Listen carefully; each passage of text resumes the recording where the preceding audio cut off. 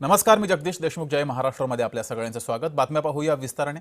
सुरुवातीलाच एक आगीसंदर्भातील बातमी लखनौमधून समोर येते आहे. लखनौमधील कोचिंग क्लासेसला आग लागलेली आहे. या आगीमध्ये 14 विद्यार्थ्यांचा दुर्दैवी मृत्यू झाल्याची माहिती समोर येते आहे.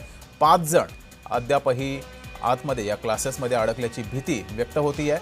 उत्तर प्रदेशची राजधानी लखनौमधील अलीगंज परिसरात ही आग लागलेली आहे. 3 मजली इमारत आणि या इमारतीमध्ये क्लासेस होते. या क्लासमध्ये ही आग लागली. या दुर्घटनेत आतापर्यंत 14 जणांचा मृत्यू झाला आहे. यापैकी बहुतेक विद्यार्थी हे दुसऱ्या मजल्यावर सुरू असलेल्या कोचिंगमध्ये शिकत होते. मात्र त्यानंतर आग लागली आणि या विद्यार्थ्यांनी दुसऱ्या मजल्यावरून उडी मारली आणि त्यात त्यांचा जीव गेलाय आणि काही जण अद्यापही आतमध्ये अडकल्याची माहिती समोर येते आहे.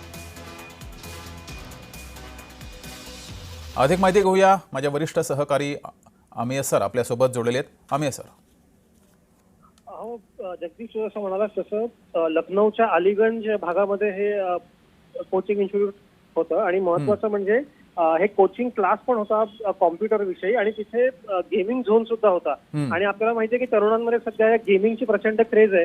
त्यामुळे आग लागली, घटना घडली तेव्हा हा तो फुल होता. आणि महत्वाचं असं की आपण अनेकदा बघितलेलं आहे, जे असं काही दिवसापूर्वी दिल्लीच्या एका हॉटेलमध्ये सुद्धा आग लागली होती.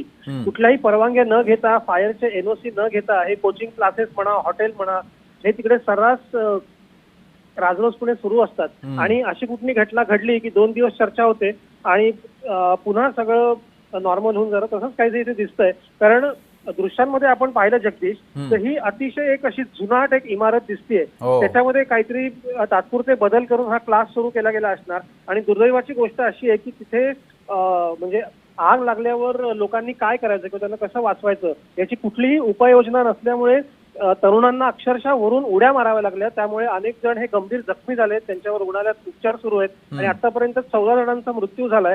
आणि काळजीची गोष्ट अशी की डॉक्टरांनुसार हा जो मृतांचा आकडा आहे तो वाढण्याची भीती आहे. ठीक आहे अमेय सर, धन्यवाद दिलेल्या या माहितीबद्दल.